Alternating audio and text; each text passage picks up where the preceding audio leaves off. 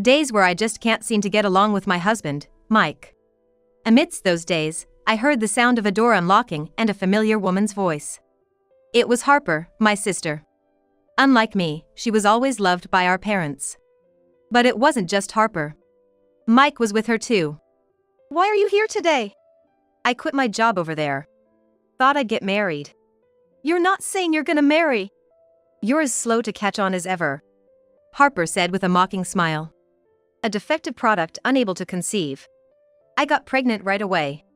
We're finally gonna have a baby. Congrats. But that baby? I started to ask reflexively, then fell silent. Kicked out of the room, I was alone at a cafe, thinking about the future. And I thought, their child is impossible. The documents I had in my luggage told that story. I'm definitely gonna give them a piece of my mind. I muttered in a low voice. My name is Maria Kirk, and I'm 32 years old. A working housewife in my 5th year of marriage. My husband, Mike, is a former senior colleague, 3 years my senior. When we got married, I moved to a different company in the same industry, thinking it might cause problems if we stayed at the same company. I thought we had a marriage where we respected each other to a certain extent. But lately, the atmosphere has been ominous. I know the reason. It's because we haven't been able to have children no matter how much time passes. But it's not just my fault. Yet, it was always me who had to endure unsolicited advice and interference. If it were straightforward malice, that might have been easier to handle. Instead, it was all done under the guise of concern, just meddling for meddling's sake. Both our families spoke in such a manner, which was frustrating. Well, there was one person who was purely malicious. Harper, my sister. Ever since we were little, I was always compared to Harper. Harper is so cute, Maria is such a smart girl. Well, that much was still bearable. You really lack the charm and cuteness compared to Harper. Well, with that face of yours. Poor thing compared to Harper, but maybe try to be a bit more girly? Those were the standard comments from relatives and neighbors. I've known this all too well since I was a child. That's why I tried not to place my value there. Fortunately, I didn't hate studying, so I leaned on being smart to get by. But as I got older, I began to feel the sting in my parents' words. You're of marriageable age now, shouldn't you be more mindful of how you appear? You study so hard without care, you won't get even a single boyfriend, will you? I ignored my parents' words, half seriously, half out of spite. And then there was Harper. You should just stay the way you are. That way, I stand out more, right? Despite being fed up and astonished by various things, I went on to university and then found a job. Gradually, I started dating Mike, a senior colleague, and eventually, we got married. I took this opportunity to switch to a different company in the same industry. I actually preferred my original company, but then came strange pressures from around. Above all, Mike said it as if it was obvious, it's odd for a couple to work at the same company, you should resign. I had my doubts. However, everyone I consulted said the same thing, it would be better for you to resign. The exception was perhaps only the female colleagues. And then, a colleague from the same industry who said that's too bad introduced me to a job at a smaller, but more flexible workplace. Thanks to that, I've been able to continue working in a fulfilling job even after getting married. However, since getting married, both sets of parents have been increasingly vocal about wanting grandchildren. Working so hard. At this rate, we'll never see a grandchild. Take it easy a bit. Mike's earning enough, isn't he? Hurry up and have kids so you can relax. The fact that these words seem devoid of malice makes it all the more troubling. No, they probably mean well. But that's exactly why it's so irritating. The only saving grace is that we live apart from both my parents and in-laws.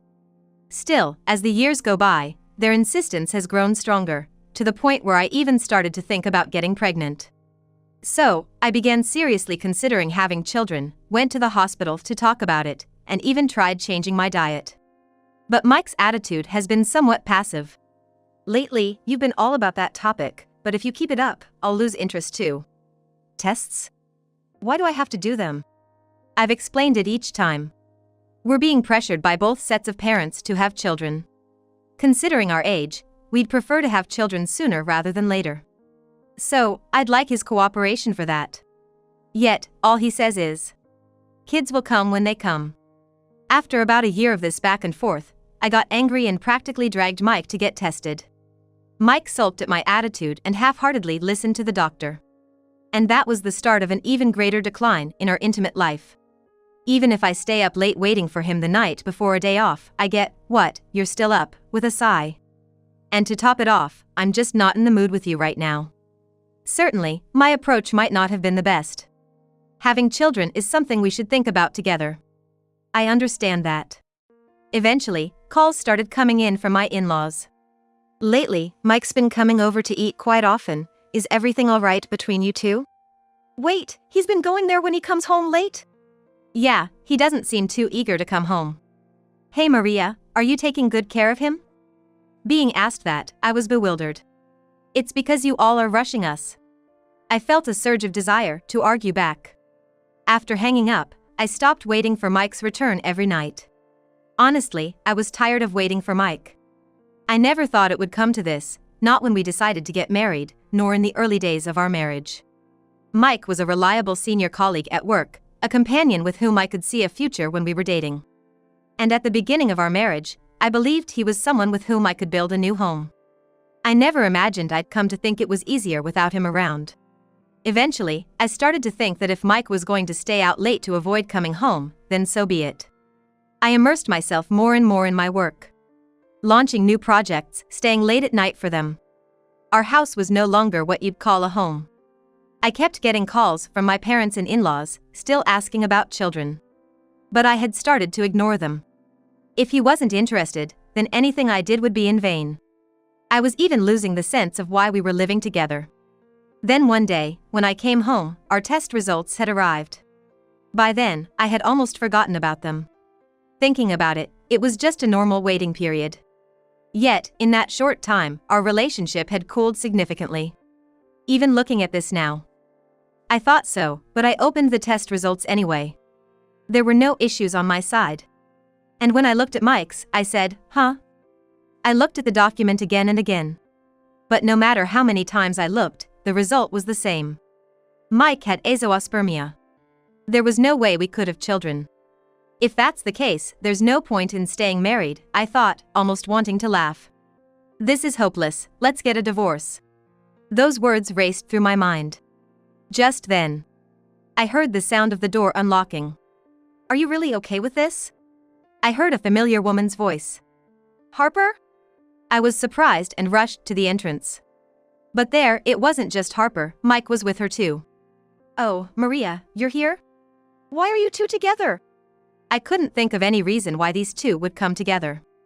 After all, Harper had been working in the city center, far from our hometown. "What, you still have that clueless, unfriendly look on your face?" But this snide remark was unmistakably Harper. "Well, anyway, let me in. It's chilly today," she said, taking off her shoes and making her way into the house. Harper, why are you here today? "Oh, Maria, didn't you hear from Mom and Dad?" From Mom and Dad? "I quit my job there. Thought I'd get married." I hadn't heard anything like that. "Well, but it's no use telling you." "Right," Mike said, wrapping his arm around Harper's shoulder and gently leading her to the living room. "Could it be?" Harper, you're not saying you're gonna marry. "You're as slow to catch on as ever. When did this happen?" Harper told me with a mocking smile. "A defective product unable to conceive. I got pregnant right away. We're finally gonna have a baby. Congrats." "But that baby?" I started to ask reflexively, then fell silent. "Got a problem with that?" "No, nothing." "Hey, do your parents know about this?" I told them off. "So, Harper too?" "Well, when I went back to our parents' house, there was Mike." "I see, so that's what happened." This had been going on at my parents' house with these two. Then, there's no point in me being married to him. My feelings must have shown on my face because Harper snapped at me without answering my question, so irritating. "You've always had that attitude. And I'm sick of your know-it-all demeanor too." "Yeah, I'm gonna live here now, so you should just leave." "Right, I don't even want to breathe the same air as you two." I packed my bags and closed the door of the house I lived in with Mike behind me. Dragging my suitcase, I ended up in a random cafe. While having a light meal and searching for a place to stay, I could feel anger bubbling up inside me. "Divorce is fine. I'll do exactly as they wish. I've always done what they wanted, one way or another. But this is the result. I'm done with all of it. Neither my family nor my in-laws have ever protected me. Did my parents not notice anything when Harper and Mike met at their house? No, that can't be it. Surely, when Harper returned after quitting her job, my parents chose Mike's side as a new place for her. Even if it meant kicking me out, both my parents and in-laws would be overjoyed to celebrate the two if they had a child. Those are the people who have been rushing me all this time. But that's impossible. The documents I brought with me tell the story. I'll definitely get back at them. I muttered to myself in a low voice. For now, I decided to have a long-term stay at a hotel. I'll need some time to decide what to do next. With work being busy and on track, even if I rented a place, I wouldn't have time to cook. If it's just for sleeping and waking up, a hotel that does the cleaning for you is much easier. With eating out and laundry services, that's all I need for going back and forth to work. It's much more relaxing than having to constantly think about household chores. And just as I was starting to think that maybe a simple room like this would be fine even after getting divorced, someone came looking for me at the office. Sam? I didn't recognize the name written on the business card passed to me from the reception. Anyway, when I met him, he bowed very politely. I'm really sorry for the trouble Harper and I have caused you, Maria. Does that mean, Sam, you're Harper's? I managed to swallow the words about him being the father of the child in her belly. Yes, we're in a relationship. Even now, at this very moment, she belongs to me. This might be a problematic person. That thought crossed my mind. What do you want with me? I'm really sorry about Harper's recent behavior, Maria. Well, it is a nuisance, but I wasn't sure what to say to him. I really want to take Harper back, but she's at your parents' house now, isn't she? That's when I felt something was off. His way of asking left no room for disagreement, yet there was a distance. Are you saying you can't get in touch with Harper right now? That's right. He sighed deeply, looking dejected. For some reason, ever since she quit her job, I've received no replies from her. Even though before, I'd get one back for every 10 messages I sent. Sam showed me his phone screen. I involuntarily let out a small gasp. His messages lined up one after the other. Is he sending one every 5 minutes? And the contents are like, what are you doing now? I was thinking about you, what time are you coming home, and so on.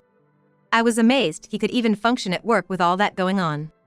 Then, without even being asked, he began to tell me about how he and Harper first met. Harper was a senior at my company, and I was under her care in many ways. I had admired her for a long time, but she never showed interest in anyone, just focused on her work for years and years. Could such a woman suddenly come back home and steal her sister's husband? Whether he noticed my internal skepticism or not, Sam continued. Yes, I've had feelings for her for over 10 years. I thought they finally bore fruit 3 months ago. So, that's when you two started dating? We spent the morning together, so yes, I guess. Well, that's a bit ambiguous. But soon after, Harper started making mistakes at work and eventually fell ill, quitting her job without me knowing. I realized I hadn't heard from Harper about why she left her job. Maybe there was some meaning behind it. As Sam rattled on, I listened carefully. So, when I asked a colleague about her health, I wondered. Maybe she was pregnant with my child. Well, Harper is indeed pregnant now. So it was true. He stood up, overcome with emotion, looking up to the sky. It must be fate. It was just one time, and yet she conceived. This must mean we're meant to be together. But Harper ran away from that fate, didn't she? Not at all, she's just shy about my love. Incredible. It's the first time I've seen someone say that with a straight face. Maria, please let me see Harper. I need to properly propose to her. But Harper is currently messing around with my husband, and she claims the child is his. That must be her looking out for my younger self's future. But I'm of age now. I thought, 35 and 34 aren't exactly what I'd call of age. Anyway, this guy is completely devoted to Harper, my sister. I decided to test him a bit. To see how devoted he really is. So, right now I'm thinking about divorcing my husband because of his affair with Harper. You're getting a divorce! At least she's saying there's a child, so something must have happened. That's why I want to file for alimony. Sam immediately responded. Alimony? How many thousands of dollars are we talking about? If that's the case, I'll pay Harper's share. Sam, you're wealthy, aren't you? My own question sounded ridiculous to me. Yes, actually, my current company is run by my family. What a revelation. I wanted Harper to know the real me, which is why I hadn't mentioned it until now. However, my father has told me to transfer from the current office to the headquarters. From the way he spoke, it seemed Sam was quite the privileged son. When I mentioned the transfer to Harper, she started responding to my nighttime invitations differently. And then I proposed. Really? She accepted at first. But as days passed, she became distant. Could it be that she grew tired of his persistent messages? Before I knew it, she had quit her job without consulting me. There's no mistake. She ran away.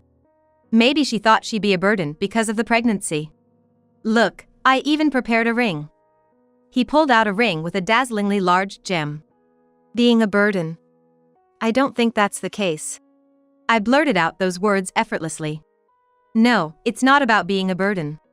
Probably, she just couldn't stand him on a visceral level. Harper had always been called beautiful and cute by everyone around her, and indeed she was, so she never lacked male attention.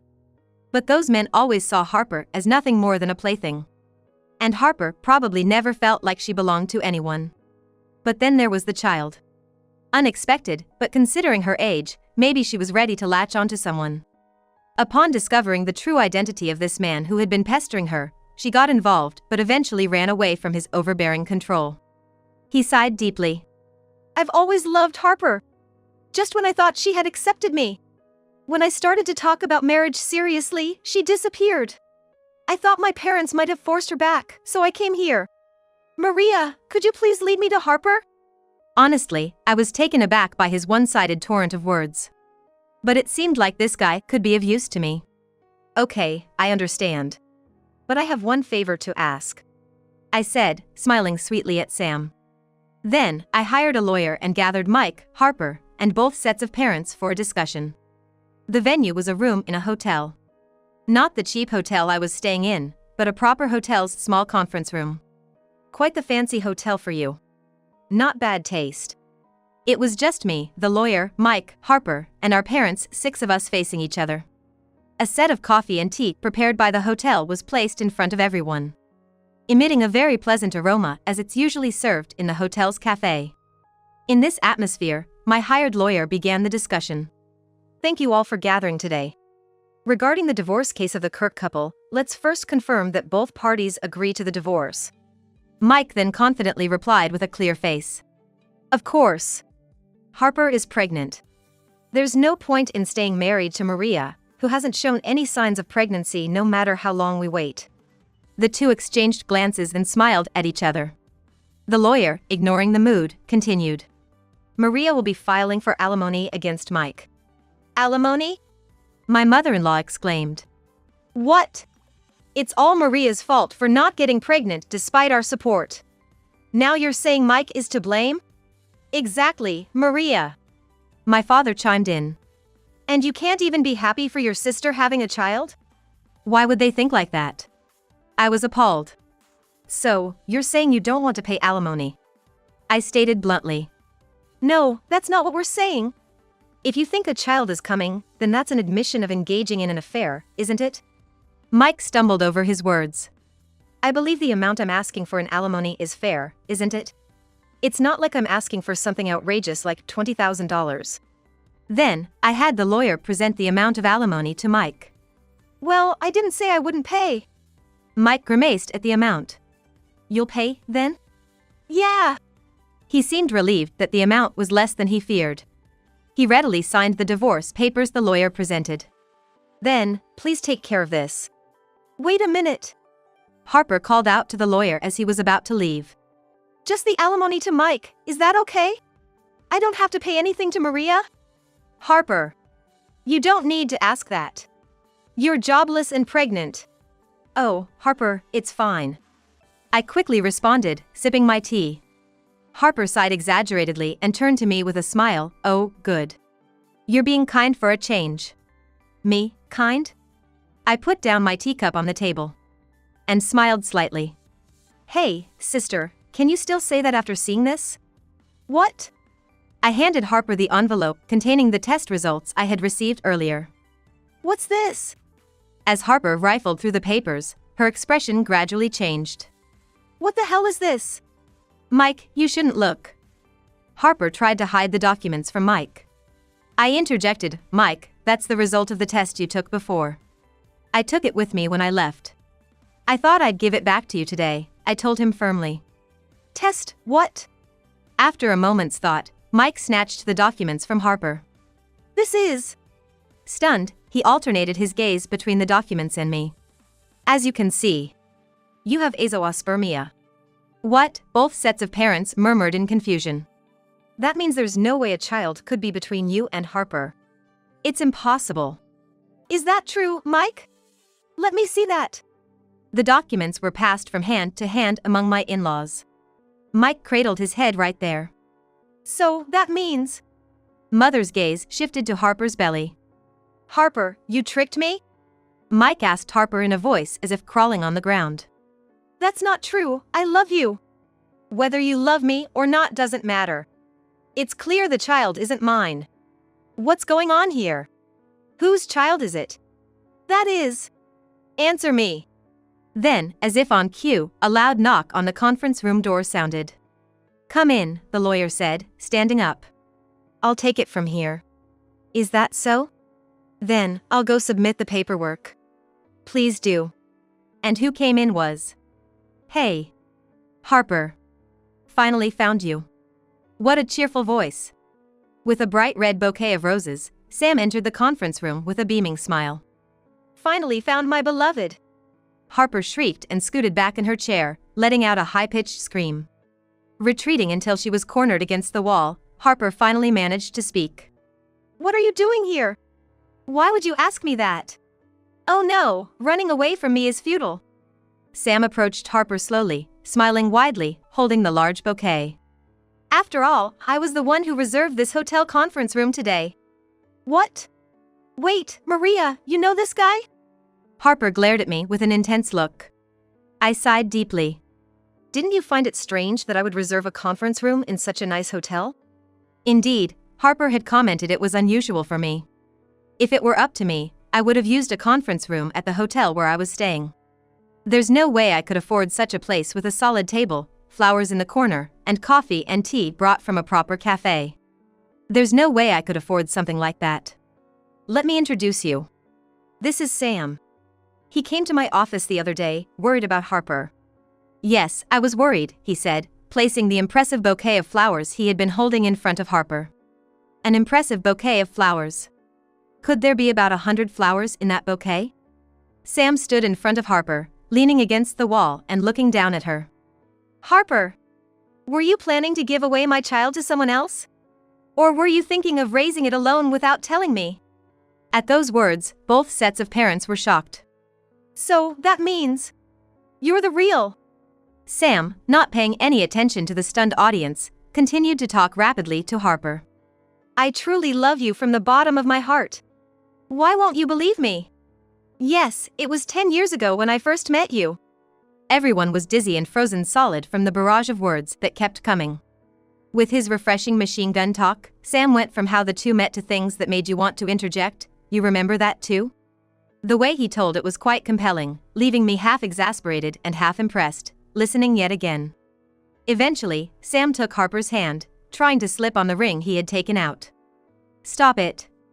Regaining her senses at the sight of the glittering gem, Harper shook off his hand and vehemently shook her head. No! You're not it! It's decided! Why not? As I said, I will not let you want for anything. My parents have been worried about me not finding a marriage partner for a long time. But now they can rest easy. And to have a child too. No, wait, Maria, you set this up. Goosebumps were visible on her wrists and neck. This is, well, truly something one can instantly tell is genuinely disliked just by looking at it. It sounds bad when you say I set it up. After I ran away. Why did you bring him here? Because he said he would cover any amount of alimony for me. I glanced at our parents. "Once again, this is who I am," he said, presenting his business card and then placing the ring back in its case. My father was astounded by the title written on the business card, and my mother was dumbfounded by the size of the gem on the ring. Wow! And then, those who were trying to protect Harper from us suddenly let go of their hands. What, Dad, Mom? Sorry, Harper, but we really can't cover for you anymore. And he's the heir to the company group you were working for. That might be true, but even so. It seemed the fact that it was physiologically repulsive to her got through to our parents. So, you're saying you approve of our marriage? Well, yes. It's better for the child to have its real father, isn't it? Dad. Mom. Harper cried out for help, but our parents were already shaking hands with Sam. "Thank you very much." "Then, Maria, I will make sure to pay the alimony in full later," he said, and then, despite Harper's reluctance, he thrust the bouquet into her chest and swiftly picked her up. No! Harper tried to resist with all her might, but nobody made a move to help. And then, as someone who had been waiting opened the door, Sam left the room with Harper. I thought I heard Harper's screams fading away, but that's none of my concern now. Shall we conclude here? Maria! Suddenly, Mike called out to me. "What? Can't we start over? What are you talking about?" I took out my phone and called the lawyer who had just left. "Hello, how are things on your end?" "Yes, Maria, it has been officially accepted." The lawyer called me by my maiden name. During all this commotion, the lawyer had gone to the city office to submit the divorce papers. "It was wrong from the start when you told me to quit that company and go somewhere else." "Did I really say that?" I'm astounded. "Well then, I'll be looking forward to the alimony." "Wait, Maria! I was wrong, please." "It's too late now." And with that, I too left the conference room. Since then, Mike has gone back to his parents' house and continues to pay me alimony as part of our property division. I've heard through the grapevine that his parents' house has been in a gloomy state ever since. They never expected their pride and joy to have azoospermia. It must be a hard pill for my former in-laws to swallow. They've repeatedly suggested Mike go to the hospital for treatment, but he finds the idea burdensome and is considering leaving home again. But that's not all. Rumors that he cheated on his wife with her sister and got divorced have spread within his company, and he's been questioned about his morals by upper management, effectively blocking his path to promotion. Incidentally, the source of those rumors was my former colleagues. They were unhappy that I had to move to a different company when we got married and quickly spread the word about our divorce, eagerly smearing Mike's reputation. It seems his previous claims that the inability to conceive was my fault have backfired, as the fact of his infertility has also been widely disseminated. As for Harper and our parents, "Please, somehow get Harper to meet with Sam. Talk to him for me." my mother often calls with such requests. Sam, since then, has whisked Harper away to his family home and hastily registered their marriage. Besides the alimony he promised to pay, an equal amount was transferred to me as a thank you. He also frequently sends messages with photos attached, titled "Today's Harper." Though not as frequently as the ones meant for Harper, which I forward to our parents. Not out of kindness, of course. After all, the photos don't reveal where their daughter is. They come crying to me, but I consistently ignore their calls. They thought they could get close to Sam's family, but it hasn't been that easy. It seems all he wanted was Harper and the child she's carrying, treating my parents merely as a means to an end. Even if they kicked up a fuss about it being kidnapping, since the parents had consented to the marriage, there's nothing more they could do. Unable to maintain a relationship with my wealthy in-laws, all they can do now is watch as their favorite daughter's photos show her becoming increasingly haggard day by day. See you tomorrow. Hey, are you staying late again? Yes. I just want to do a bit more research before I go. Since then, I've moved out of the hotel and into a condo. It's not very spacious, but I splurged on a comfortable bed for a good night's sleep just for myself, making it my own little sanctuary. Thanks to that, minimal cleaning is required. Work has picked up, with trips increasing, and sometimes I'm away for half the month. But these days are truly fulfilling. I don't know what the future holds, but for now, I want to enjoy working on my own.